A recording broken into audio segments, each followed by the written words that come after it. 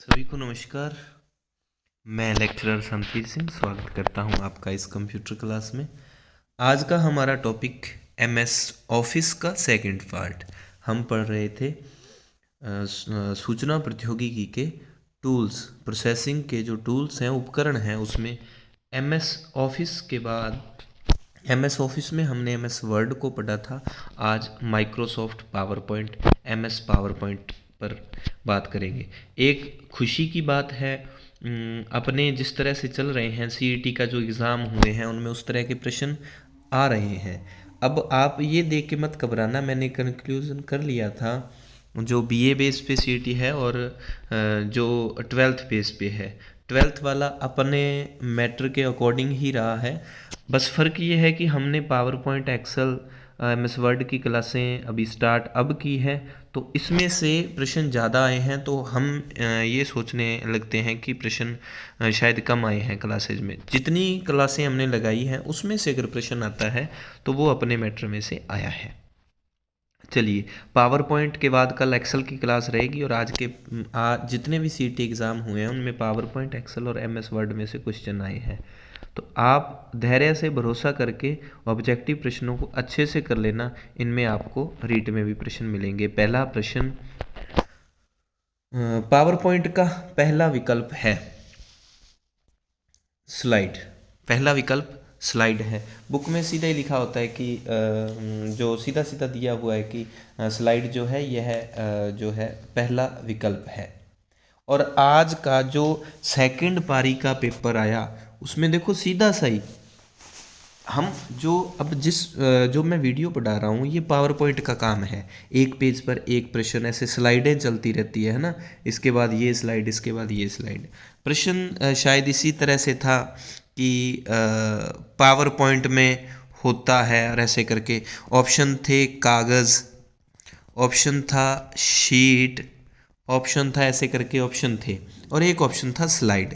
तो स्लाइड का काम जितना है वो पावर पॉइंट में होता है, और वर्ड शीट, ये शीट का काम जो होता है वो एमएस वर्ड में होता है। डाटाबेस का काम होता है एमएस एक्सेस में। चलिए, और शीट का काम जो है वो उसमें होता है, शीट का काम होता है एमएस एक्सेल में।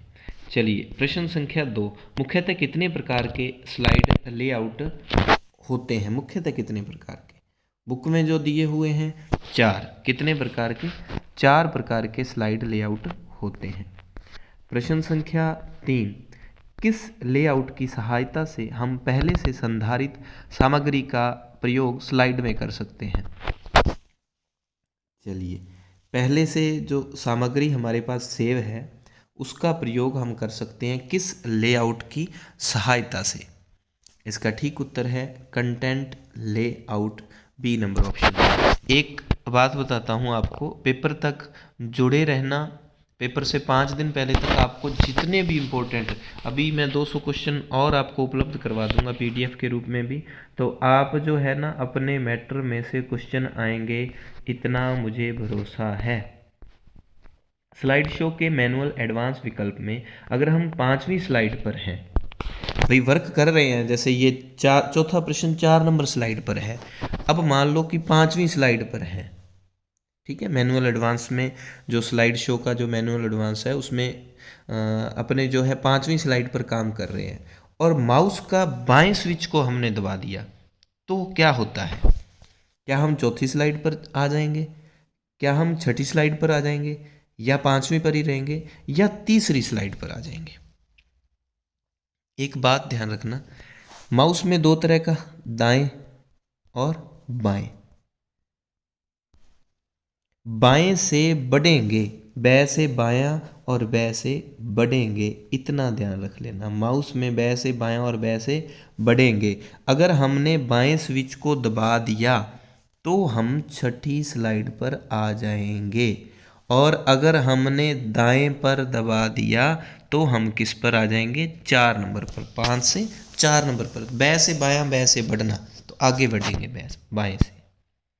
और या तो माउस की बाएं स्विच को दबा दो या दाएं स्विच को दबा दो, या कुछ कीज होती हैं माउस की जगह, हम उनका इस्तेमाल भी कर सकते हैं। नेक्स्ट प्रश्न में मैं उनका जिक्र करूंगा।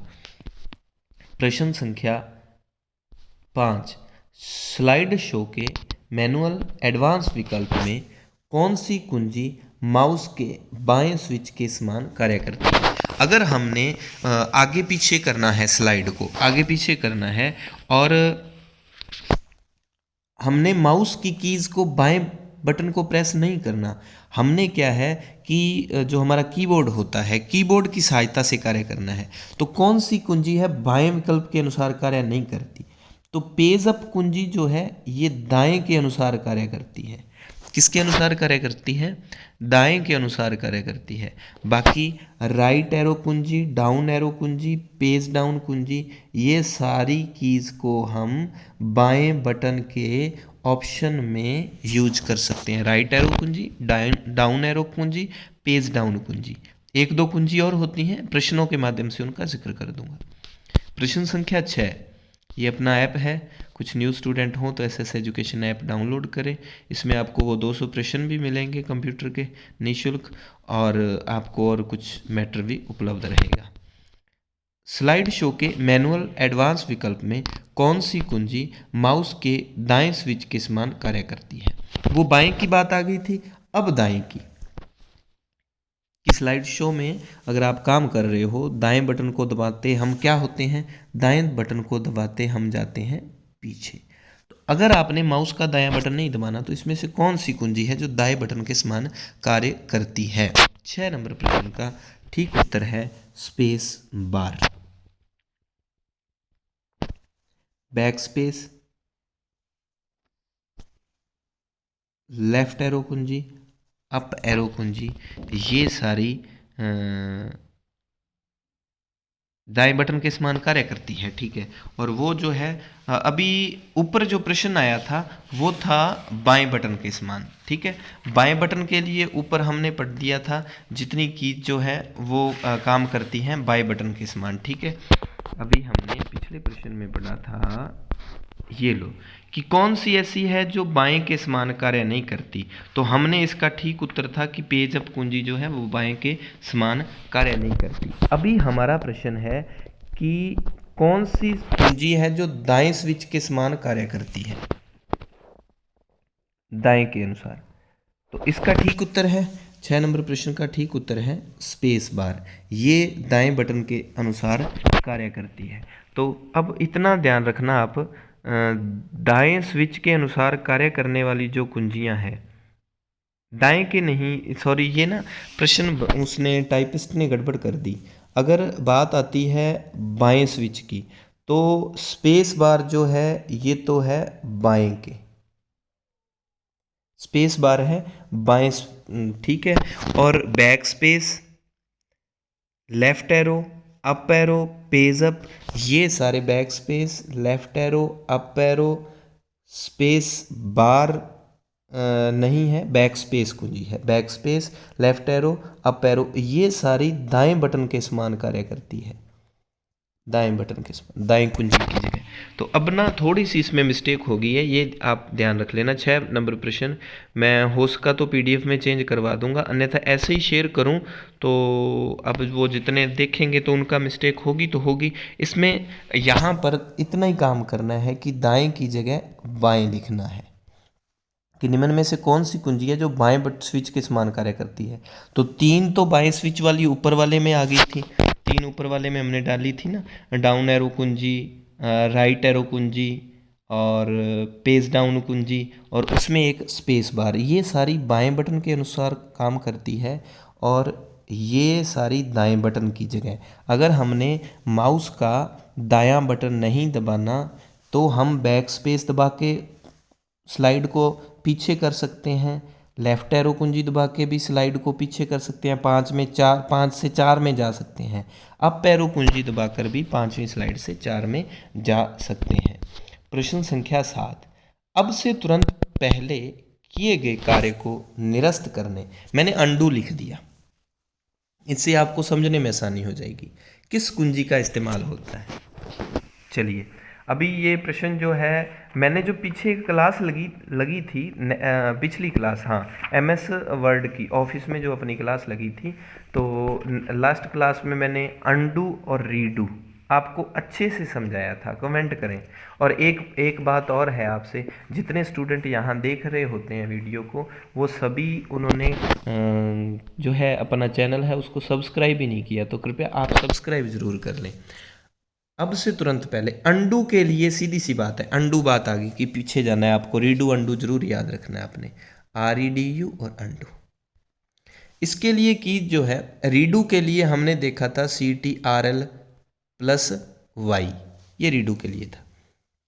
अंडू के लिए उस समय मैंने आपको एक कीज बता दी थी, कंट्रोल प्लस Z, और रीडू के लिए थी control plus Y। Redo undo को उसमें मैंने एक्सप्लेन कर दिया था, यहाँ दोबारा ज़रूरत नहीं। और अपनी इस बुक में दिया है कि अगर आप कंट्रोल प्लस Z नहीं दबाना चाहते तो अल्ट प्लस बैक स्पेस दबाकर भी आप अंडू कर सकते हैं। तो इसका ठीक उत्तर है A व B दोनों। बहुत इंपॉर्टेंट क्वेश्चन है, पेपर में आने की संभावना ऐसे प्रश्नों की रहती है कि अंडू के लिए कंट्रोल प्लस Z तो सबको पता है, लेकिन अल्ट प्लस बैक स्पेस या अल्टी प्लस बैक स्पेस ये भी अंडू के लिए काम करता है। A व B दोनों वेरी इंपॉर्टेंट प्रश्न है। इस बात पे लाइक ज़रूर करना और जाते जाते कमेंट ज़रूर छोड़ के जाना। चलिए प्रश्न संख्या 8, और शेयर करने की इच्छा हो तो कर देना, अन्यथा कोई दबाव नहीं, आप करते नहीं हो, मैंने ये देख लिया, वीडियो पे नहीं व्यू आते, कोई दिक्कत नहीं। MS पावर पॉइंट में उपयोगकर्ता द्वारा अपनी प्रस्तुति में किसी शब्द या शब्द समूह को खोजने के लिए किस कुंजी का खोज करने के लिए, शब्द या शब्द समूह को खोजने के लिए किस कुंजी का यूज़ किया जाता है? इसका ठीक उत्तर है फाइंड। मैंने आपको कंफ्यूज करने के लिए सर्च ऑप्शन डाला, लेकिन नहीं, किसी शब्द समूह को या किसी शब्द को खोजने के लिए MS पावर पॉइंट में जो काम आता है वो फाइंड आता है। चलिए प्रश्न संख्या 9, निम्न में से कौन सा फॉन्ट स्टाइल नहीं है? फॉन्ट के स्टाइल दिए हुए हैं, तो इनमें से कौन सा आपको लगता है कि फॉन्ट का स्टाइल नहीं है? ठीक उत्तर है D, बुलेट फॉन्ट स्टाइल नहीं है।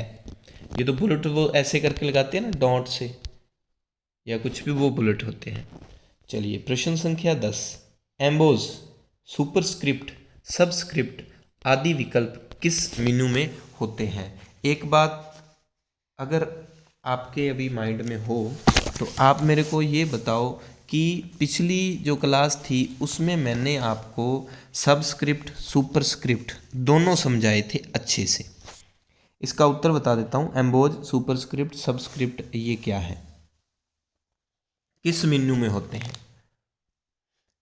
चलिए थोड़ा सा कमेंट अगर आपको ध्यान हो, ये सारे होते हैं फॉर्मेट मेन्यू में, B नंबर उत्तर है इसका। ठीक है, अब मैंने आपको ये जो है फॉर्मेट मेन्यू में एम्बोज, मैंने सुपरस्क्रिप्ट और सबस्क्रिप्ट आपको डिफाइन किया था कि क्या था। सुपरस्क्रिप्ट अगर हमने आपको याद हो तो मैंने कहा एक के ऊपर, जैसे फर्स्ट ऊपर वाला ST सुपरस्क्रिप्ट है, और अगर हमने लिखा मान लो H2O तो ये जो पैर में लिखा ये सबस्क्रिप्ट है।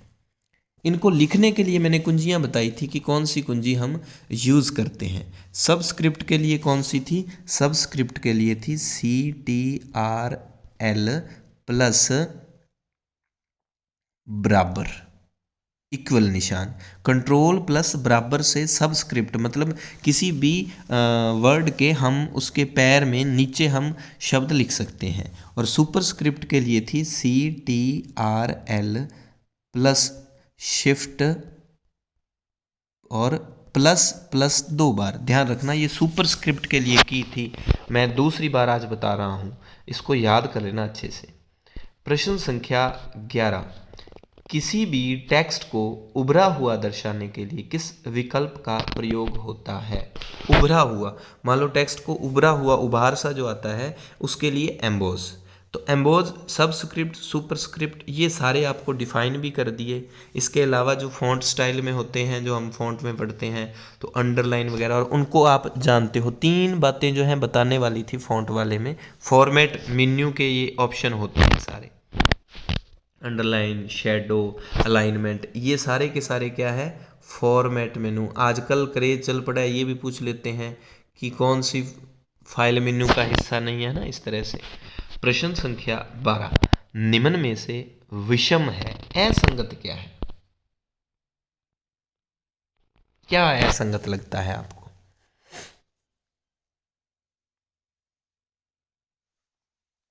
चलिए कमेंट करें, आप भी थोड़ा बहुत सहारा लगाया करो।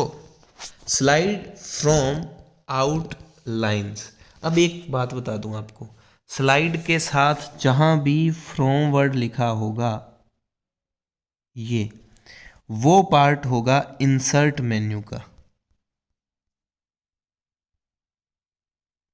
जो जोड़ने का काम, स्लाइडों को एक दूसरे के साथ जोड़ना है ना, इस तरह से ऐड करना, वो इंसर्ट मेन्यू में वो काम होता है।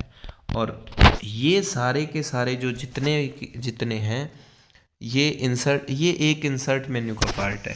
अब आप ये सोचो कि ये जो हेडर फुटर और ये सारे के सारे किसके हैं? अब देखो, बुलेट, अलाइनमेंट और जो अभी अभी मैंने आपको बताया था, वो सारे तो किसके पार्ट थे? वो सारे थे किसके थे? और ये जो है हेडर फुटर, ये सारे के सारे उसी का हिस्सा है जिसमें हमने अभी भी पढ़ा था ना। एक तो मैं खुद भी भूल जाता हूँ, हमने पिछले प्रश्न में क्या पढ़ा था, ये अंडरलाइन, एम्बोज, शेडो, अलाइनमेंट, ये सारे के सारे फॉर्मेट मेन्यू के पार्ट हैं। तो ये भी फॉर्मेट मेन्यू के पार्ट हैं। कौन से? ये change case, header footer, slide layout, ये सारे के सारे। अब ध्यान रखना, 11 और 12 नंबर प्रश्न दोनों के जो विकल्प हैं, ये सारे फॉर्मेट मेन्यू के पार्ट हैं। इस बात को ध्यान रखना, लिख लो थोड़ा बहुत, कहीं भी आपके पास कॉपी हो तो। ये फॉर्मेट मेन्यू के पार्ट आपको याद रखने हैं, header footer, change case, slide layout, underline, emboss, shadow, alignment, ये सारे ना, ये सारे उसके पार्ट हैं। और फ्रॉम वाला आ जाए तो इंसर्ट मेन्यू के पार्ट चले जाएंगे। ये एक फाइल मेन्यू होता है, फाइल मेन्यू में तो जो आगे हम जिक्र कर लेंगे। चेंज केस के बारे में मैं आपको एक बात बता दूं, इसका ठीक उत्तर डी है। जो हेडर फुटर में तो वो आपको पता है ऊपर नीचे जो लिखते हैं ना। और चेंज केस में क्या होता है कि जैसे मान लो हमने सभी अक्षर अंग्रेजी के, मान लो फॉन्ट हमने बड़े लिखने थे, लेकिन हमने गलती से क्या है कि उसको स्मॉल लेटर में लिख दिया। बड़े लिखने थे कैपिटल में, स्मॉल में लिख दिया।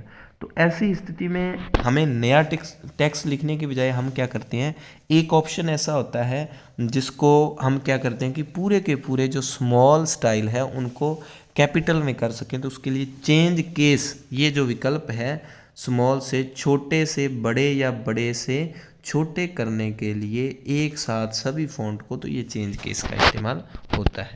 प्रश्न संख्या 13, किस विकल्प के द्वारा स्लाइड के वर्तमान लेआउट में परिवर्तन किया जा सकता है? हाँ जी, तो इसका सीधा सा जो है स्लाइड लेआउट, इसमें देखो, अब ना ऐसे प्रश्न आपको एग्ज़ाम में मिलेंगे, आप भारी भरकम वो लाइन को कि स्लाइड के वर्तमान लेआउट में परिवर्तन, तो देखो slide design, slide from file, slide background, slide layout, layout में परिवर्तन करना है तो स्लाइड लेआउट। तो ऐसा प्रश्न भी आसान मिल जाता है। जैसे आज वाली सेकंड शिफ्ट में जो पेपर था उसमें आया था ना वो पावर पॉइंट वाला, तो स्लाइड, तो सीधा सा है कि स्लाइड का काम हम पावर पॉइंट में करते हैं। प्रश्न संख्या 14, MS पावर पॉइंट पर कार्य करते समय कौन सा विकल्प फाइल मेन्यू में उपलब्ध नहीं होता? चलिए, सेव एज और प्रिंट, ये सब होते हैं, लेकिन सी नंबर नहीं होता। अभी अभी मैंने आपको बताया कि हेडर और फुटर ये कौन से में होते हैं, ये होते हैं फॉर्मेट में। फॉर्मेट में हमने ऊपर जो 12-13 नंबर प्रश्न थे वो सारे फॉर्मेट मेन्यू के विकल्प हैं, उनको अच्छे से रट लेना।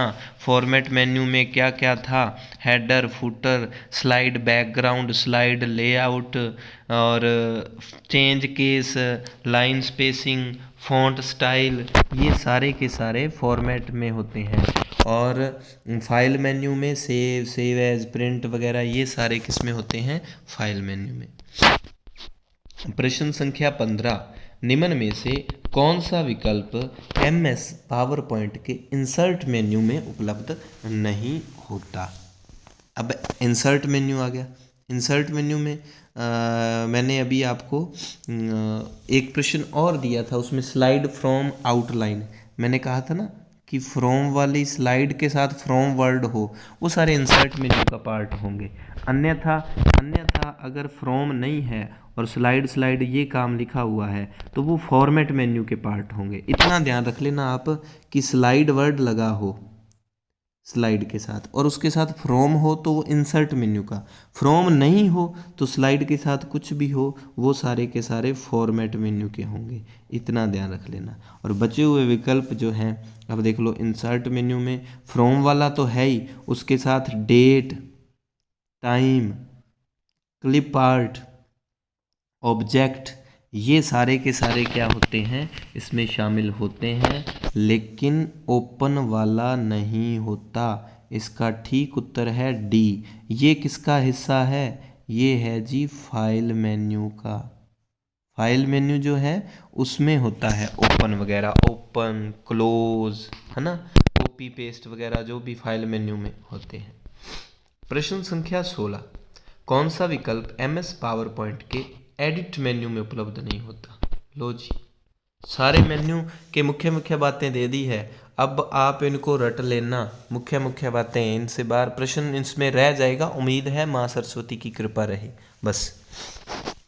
हाँ जी, टाइम मैंने अभी बताया आपको, टाइम, डेट, ये सब किसके पार्ट है, इंसर्ट मेन्यू के। तो इनको ना ट्रिक बना के इंसर्ट, सर्ट में डेट, टाइम, फ्रॉम, वो सब, undo, find, undo, find, replace, ये सारे एडिट मेन्यू के पार्ट हैं। ठीक है, अंडू, फाइंड, रिप्लेस करना, ये सब उसके पार्ट हैं। तो इंसर्ट मेन्यू के एक तो टाइम हो गया, दूसरा डेट, क्लिप आर्ट, ऑब्जेक्ट। अब देख लो इंसर्ट मेन्यू के कितने प्रकार हो गए, यहाँ डेट हो गया, टाइम हो गया, और क्या हो गया, फ्रॉम, स्लाइड के साथ एक वर्ड लगा हो फ्रॉम, ठीक है, वो सारे इसके आ जाएंगे, इसी के प्रकार आ जाएंगे इंसर्ट पार्ट के। तो date, time, slide from, clip art, object, ये सब इंसर्ट मेन्यू में। इंसर्ट को शर्ट कर लेना ना, तो शर्ट में क्या है, शर्ट में डेट टाइम लगा हुआ है, फ्रॉम, स्लाइड फ्रॉम लगा हुआ है, क्लिप आर्ट लगा हुआ है, ऑब्जेक्ट, ऐसे करके कुछ भी करके याद कर लेना इनको जैसे तैसे हमें तो। चलिए, एनिमेशन स्कीम व कस्टम एनिमेशन नामक विकल्प किस मेन्यू से संबंधित है। एनिमेशन का जो काम होता है ये स्लाइड शो में होता है। चलिए, प्रश्न संख्या 18, निम्न में से प्रस्तुतिकरण के निर्माण से संबंधित है।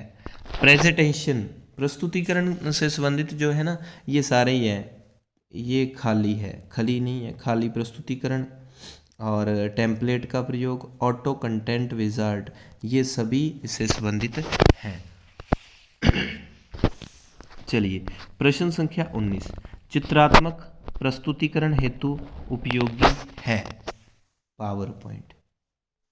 चित्रों, अब आप रट लो इस बात को, चित्र शब्द आ जाए, ठीक है, और स्लाइड शब्द आ जाए, इसके लिए किसका, चित्र स्लाइड पावर पॉइंट, चित्र स्लाइड PPT, अगर ये वर्ड भी आ जाए, ठीक है, ये सारे के सारे काम के लिए क्या होता है, PP होता है, पावर पॉइंट, चित्र स्लाइड पावर पॉइंट, चित्र स्लाइड पावर पॉइंट, ऐसे करके रट लेना इसको। सी नंबर इसका ठीक उत्तर है, C number. 20 number, slide layout मुख्यतः, स्लाइड लेआउट कितने प्रकार के होते हैं, पहले प्रश्न आ ही गया, 4 प्रकार के। 21 नंबर प्रश्न, पूर्व संधारित प्रस्तुतिकरण की सहायता से प्रस्तुतिकरण तैयार करने हेतु निर्देश, टेम्पलेट, टेम्पलेट, बी नंबर। ये बुक के पीछे के प्रश्न है, मैं सीधे आपको टिक करवा देता हूँ, बुक के पीछे के भी साथ में ऐड कर देता हूँ मैं जो प्रश्न होते हैं। प्रस्तुतिकरण, प्रेजेंटेशन में प्रयुक्त स्लाइड के लघु चित्र क्रमानुसार देखने हेतु निर्देश हैं। क्या निर्देश हैं, अरे भाई ये तो उन्होंने अपनी तरफ से डाल दिए। स्लाइड के साथ यहाँ पर एक वर्ड लिखना था, शॉर्टर, स्लाइड शॉर्टर, ए नंबर ऑप्शन। प्रयुक्त स्लाइड में लघु चित्र, अगर लघु चित्रों को क्रमानुसार देखना है तो शॉर्ट चित्रों को देखना है तो शॉर्टर आ गया ना भाई, स्लाइड तो बनी हुई है और उसके लघु चित्रों को क्रमानुसार देखना है, ठीक है, तो वो स्लाइड शॉर्टर हो जाएंगे, शॉर्ट चित्रों को क्रमानुसार देख रहे हैं। और टेम्पलेट वाला तो अभी मैंने आपको बताया, पूर्व संधारणी तो जो पहले से प्रस्तुतिकरण की सहायता से प्रस्तुतिकरण तैयार करना, जो पहले से प्रस्तुत किया गया है उसकी सहायता से। डिलीट स्लाइड विकल्प उपयुक्त होता है। डिलीट वाला ऑप्शन किस में होता है भाई? एडिट मेनू में। ध्यान रखना, डिलीट, कॉपी, पेस्ट, ये सब किस में होते हैं? एडिट मेनू में। फॉर्मेट में अभी आपको फाइल मेन्यू में फॉर्मेट वाले ये सारे अभी आपको पढ़ के बताए थे। चलिए, प्रश्न संख्या 24, माइक्रोसॉफ्ट क्लिप गैलरी का उपयोग। आज सीईटी का जो एग्ज़ाम हुआ उसमें आया है, बोलो सीधा सीधा इस बुक में अपने लिखा हुआ है। और मैंने क्लिप आर्ट पे वैसे भी ये प्रश्न मैं तो थोड़ा सा टफ बना रहा था। मैं कैसे बना रहा था देखो, मैंने क्लिप गैलरी का प्रश्न बनाना था और एक ऑप्शन देना था क्लिप आर्ट पिक्चर जोड़ने के लिए, एक एक देना था क्लिप आर्ट पिक्चर हटाने के लिए। इसको फुल टफ करना था। और इत्तेफाक से क्या हुआ कि मैं प्रश्न वो देख रहा था तो उसमें सीधा सीधा मैंने कहा ये क्लिप गैलरी है और क्लिप गैलरी है और क्लिप वाला ऑप्शन जो है एक ही है, देख लो क्लिप वर्ड और किसी में है ही नहीं। तो क्लिप आर्ट पिक्चर जोड़ने के लिए, जोड़ना शब्द अगर ना हो तो इसकी जगह इंसर्ट शब्द भी हो सकता है। इंसर्ट मेन्यू के काम है ये। क्लिप गैलरी किस मेन्यू का पार्ट है? इंसर्ट का। ध्यान रखना, क्लिप गैलरी किसका पार्ट है? इंसर्ट मेन्यू का। इंसर्ट मेन्यू वही जिसमें फ्रॉम वगैरह और जो भी है ना, तो क्लिप गैलरी उसमें होती है, क्लिप बोर्ड। ध्यान रखना, पावर पॉइंट में प्रेजेंटेशन बनाने के लिए पेज कहलाता है। ये भी आज वाले सीईटी में आया है। स्लाइड सीधा सही। शीट किस में होती है? एक्सेल में, एक्सेल शीट कहते हैं ना। डॉक्यूमेंट वर्ड में, डाटाबेस एक्सेस में। ये सारे करवाए हुए हैं आपको, क्लासों को अच्छे से देख लेना। अब जाते जाते कमेंट जरूर करके जाना आपको क्लास कैसी लगी। सीईटी के बीए बेस पे जो पेपर हुए उनके प्रश्न और जो 12th बेस पे हुए ये सारे प्रश्न अगर आपको चाहिए एक वीडियो व्याख्या सही तो मैं हल करवा दूंगा आपको। आप कमेंट करके बता देना। अगर आपको मिल गए हैं तो कोई दिक्कत नहीं, अगर व्याख्या सही कि हमारी बुक में कहाँ से उठाएं और उसके आगे पीछे के प्रश्न उसमें मैं आपको वीडियो में बता दूंगा। वीडियो को शेयर ज़रूर करना। धन्यवाद। जय हिंद, जय भारत।